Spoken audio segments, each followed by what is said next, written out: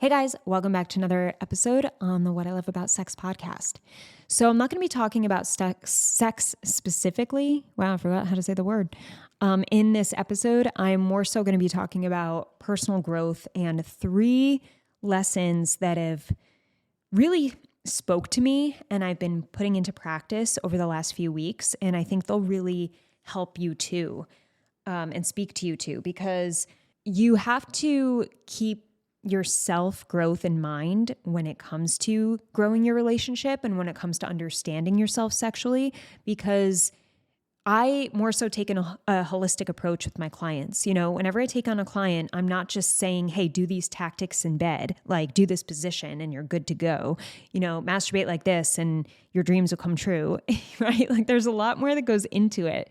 And a lot of that is your mind, your mindset, how you're thinking about things, the attitude you bring into your sex life, the calmness that you can train yourself to have when you're triggered, right, by things that upset you or embarrass you or make you feel shame, emotional regulation, right, discipline, right? These are things that you have to work on and put into practice and don't directly relate to sex, but they make your sex life so much better and they make you so much more confident. So diving in, here are the 3 lessons that have really spoke to me over the last 2 weeks. I did a weekend personal development program, and I also did a scaling workshop with Alex Hormozi in Vegas. If you guys are in the entrepreneur space, you will know who Alex Hormozi is. He's very successful and very, very emotionally regulated. Lesson number 1. Don't confuse your feelings with your mental health.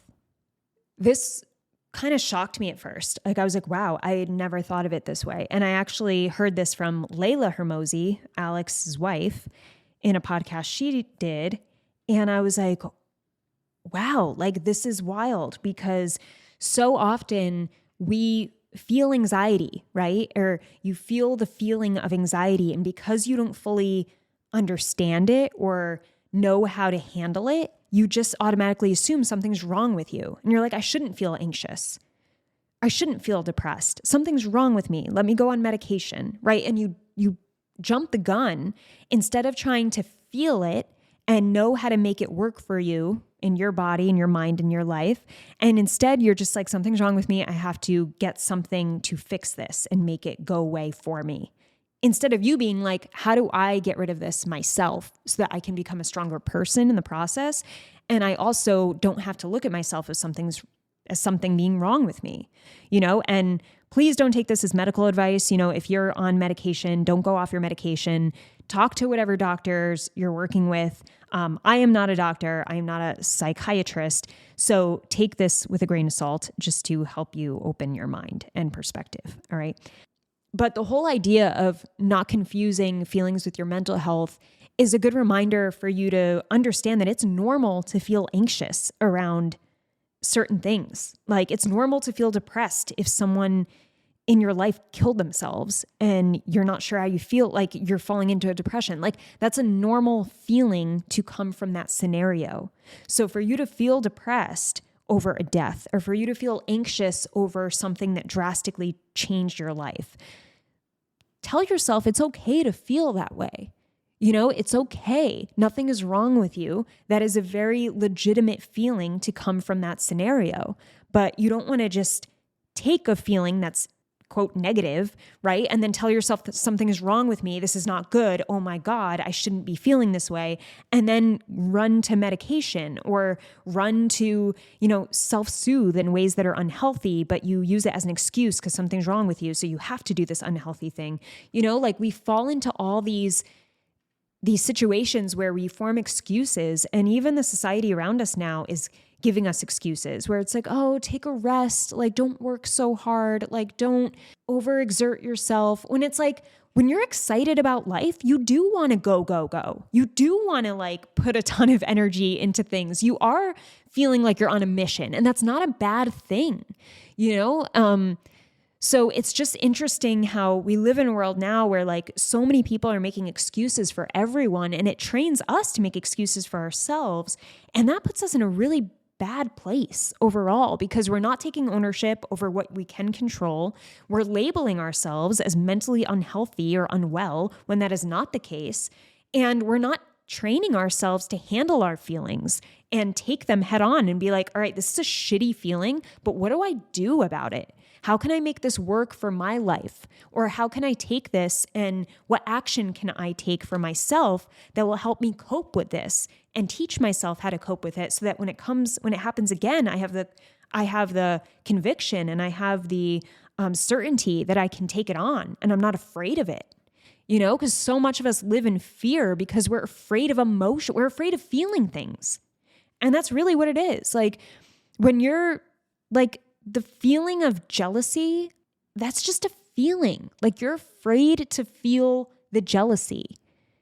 Like think about it like that. Like we're afraid, like we fear feeling certain ways because we don't know how we can handle that thing if it comes our way. So we're like afraid of situations that might make us feel something because we won't know how to handle the feelings. But instead, why don't we just be like, okay, well, if I do feel that way, here's what I'm going to do. If I do feel that way, here's who I'm going to talk to. Here's what I'm going to journal about. Here's what I'm going to go take action on. Like action eliminates doubt. If you can take action when you're feeling uncertain, it will get you out of that funk and it will build confidence in yourself and make you feel like you can tackle things instead of running away from things. Like run towards fear. Don't run away from fear. Because when you run towards it, it means you're doing something big. It means you're facing something. It means you're going to conquer something. And whenever we conquer something in life or face a big fear, we feel fucking good, right? Like, I don't know about you, but like my best moments in life when I look back or if someone asks me the question, what are you most proud of? It's the times when I was so fucking scared, but I did the thing anyway. It's the times when I was so like I was just terrified. Like I moved across the country by myself, right? I didn't know anyone. I didn't even have a place to live until 4 days before my flight. Like that was one of the scariest moments of my life, but it was also one of the proudest because it was one of the scariest. And I still kept the courage to fucking go and do it. Like those are the moments I'm talking about. And if we don't face our fears, we don't create those moments that make us feel alive and make us feel courageous and make us build that certainty within ourselves to know that we can handle any feelings that come our way. Because look at what we've done. So we have to give ourselves opportunities to fight some battles and to face the fear and do it anyway, even though it's scary, and to not label ourselves as something's wrong with me because I'm feeling a fear I'm feeling a feeling I don't want to feel, so that means something's wrong with me. No, that means you're living life. Like that's life, baby. But don't let it get to you. Just see fear as something that is a very natural, normal thing and move through it. Be like, okay, here we go. You're back, fear. Let's go. How are we going to tackle you now? Anyway, that was a nice lesson for me, a nice reminder. And it also gave me permission to just to remind myself, this is a normal feeling in this scenario, but now what are you going to do about it? How can you get in control of it so that it doesn't control you? The second lesson I learned recently that I'm going to take into this new year is the question of, do I respect myself more or less being around this person? Or do I respect myself more or less doing this thing, taking this action? This is such a great question because I think a lot of us, especially you guys in your relationships, whether you're dating casually or whether you're in a partnership where you feel disrespected, but you're just not doing anything about it, or you're trying to figure out if you should stay in a relationship, this is a great question to hold you to a high standard and to build your self-worth and to make you realize, where am I in terms of self-worth? Because if you have a lot of relationships right now in your life where the answer is no, I don't respect myself more, I actually respect myself less when I'm with this person and this person and this person and this person, what does that say about how you feel about yourself? What does that say about how you value yourself? It kind of shows you, it gives you a mirror as to, here's what you think you deserve. Are you happy about that? Okay, so what are you going to do about it now? So that's why I love this question, because even if you are in a relationship, because you might be like, well, Steph, I respect myself less being in my partnership, but we're married, we have kids, I'm not leaving. And if that's you, you can still build respect for yourself and through your communication with your partner. So don't give up and don't feel like, oh, there's no way I can respect myself more in this relationship. There always is. You have to find a way, and you have to be willing to find a way. Yeah, I just love that question. Do I respect myself more or less around this person? Do I respect myself more or less doing this thing? And doing this thing might be porn for you right now, watching porn. I know there's a lot of you guys who don't feel great about it, but when you word it this way and you use this kind of language, like I respect myself less every time I watch porn, or every time I watch porn in this way, whatever, that hits a little harder, right? And it makes you internalize it a bit more as to, why am I constantly disrespecting myself then? How do I build respect for myself? What would the next step be for me to respect myself more when it comes to this thing? And maybe the next step, because I believe taking things in steps is the most sustainable way to typically go about it. So maybe the next step is, all right, well, I'd respect myself more if I just watched less porn. If I started by watching it 3 days a week instead of 6. Because that's a step. And you could look at it like that. Like, what would make me respect myself more in this relationship? What would I have to do? Would I have to speak up for myself more often? When that person is condescending to me, should I open my mouth and say something? Maybe that's the next step of gaining self-respect. And maybe it's a matter of removing yourself from that relationship entirely, because you just feel like you're walked all over. There are no boundaries. That person judges you. They disrespect you. And you realize, wow, I respect myself a lot less when I hang around with this person. So I'm just going to remove them. You could do that too. You know, it's interesting how many of us act like we don't have a choice. And it's like, oh, I can't just like stop talking to them. Yeah, you can. You can have a conversation and say, hey, this isn't working for me anymore. You know, or you can simply stop agreeing to go out with them. You can reprioritize your life and bring new people in. There are ways. You have a choice. You have the choice to respect yourself more and more. It's just a matter of sitting with that question. And then when you ask yourself, do I respect myself more or less? When you respect yourself more, nurture those relationships, do more of those things. And when you respect yourself less, separate yourself or create space in those relationships and do less or none of those things. So if you make a list, if you pause this episode and make a list of the relationships, the closest people in your life, and the things you do most often, you'll get a good glimpse of like how you feel about yourself entirely, like from a self-worth standpoint. You'll feel very high self-worth if what you're doing makes you feel more respected. You respect yourself more. And the last lesson I'm bringing into 2025 that really hit for me the last 2 weeks is thinking about my to-do list. And instead of thinking I have to do this, I go straight to I am blessed to do this because blah, blah, blah. So often you hear people say, instead of saying I have to, say I get to, right? And that's definitely an energy jump. There's definitely some more positivity in using that type of language. But when you go from, I have to, I'll give you an example of like my Monday. I have to wake up at 7. I have to go to the gym. I have to walk my dog, Pico.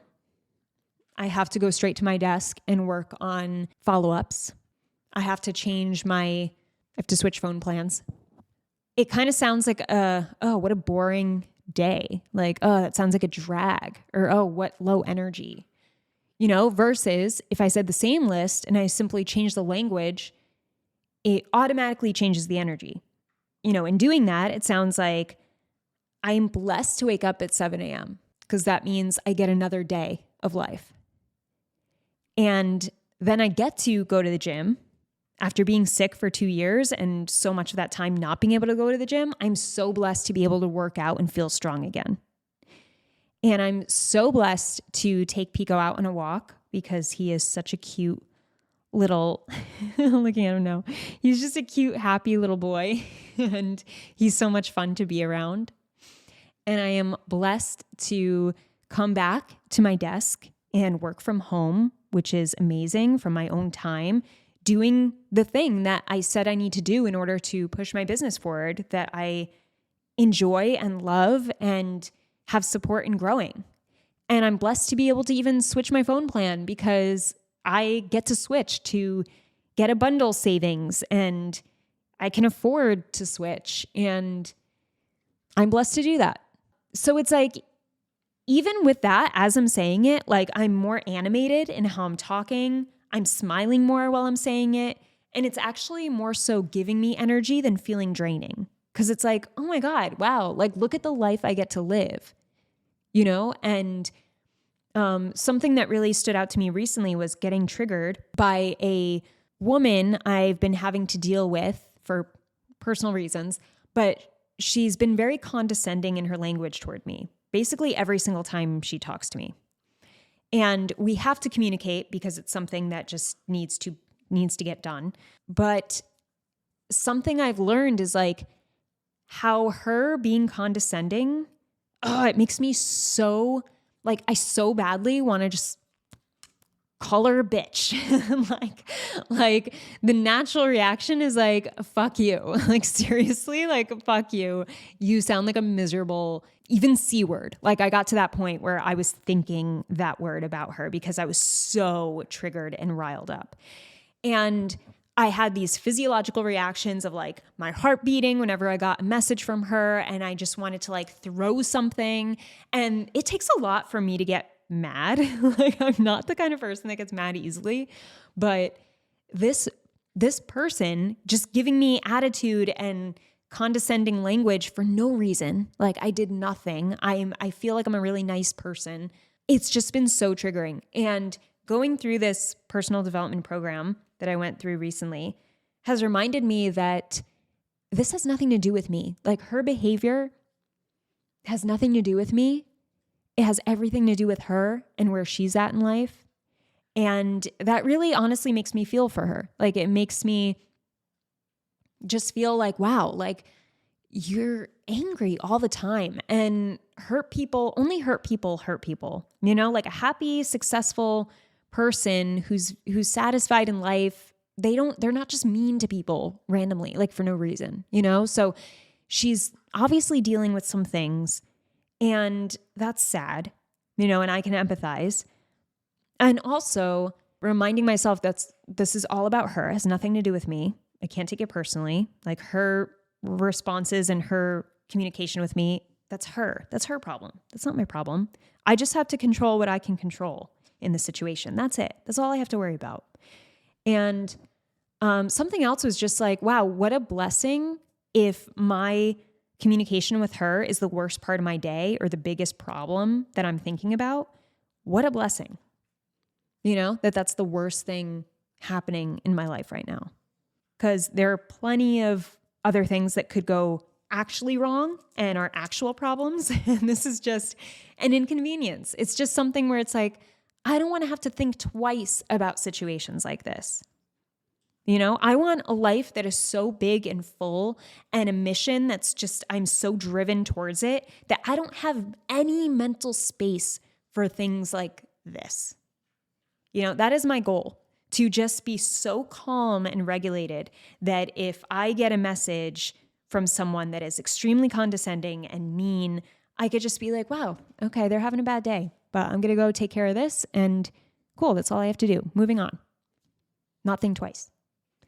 So I was glad that she triggered me again during this personal development program, and it helped me practice that calm conviction, which is the theme of my 2025, calm conviction, which means a certainty in regulating my emotions.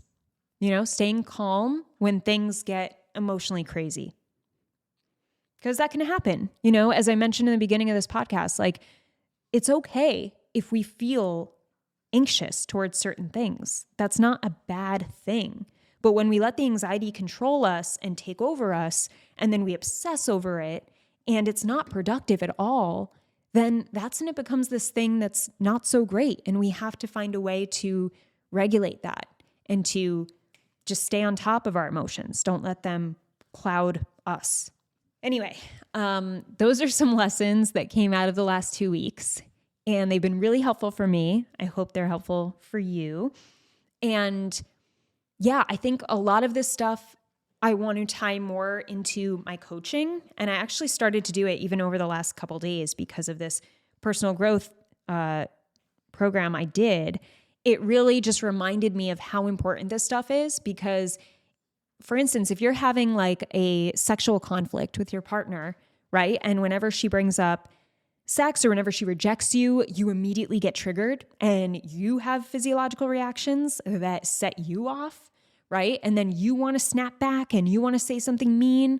Like, these are the things we have to control so that we're not screaming at our partner, so that we're not getting obsessive about us being rejected, so that we're not even thinking that we can be rejected. Like, we're not even using language like I've been rejected. We use more language that has more self-worth tied to it. Like, we're having a hard time connecting and we're looking for solutions. That's a different way of putting it. It's a different perspective. And I want you guys to always think in terms of like coming from that high self-worth. Like, if I was the highest version of myself as a man, how would I respond to this? How would my best self respond to this? What would he do? And I always bring that question into my coaching, but I want to bring more of that in, or I'm going to bring more of that in moving forward, because the growth side of it, of how you handle these sex communication and these sex frustrations, how you handle them emotionally is really big. Makes a massive difference to your progress, the speed of your progress, and the safety of your partner, and being able to communicate more effectively and being able to have more conversations. It's just great. It's great stuff.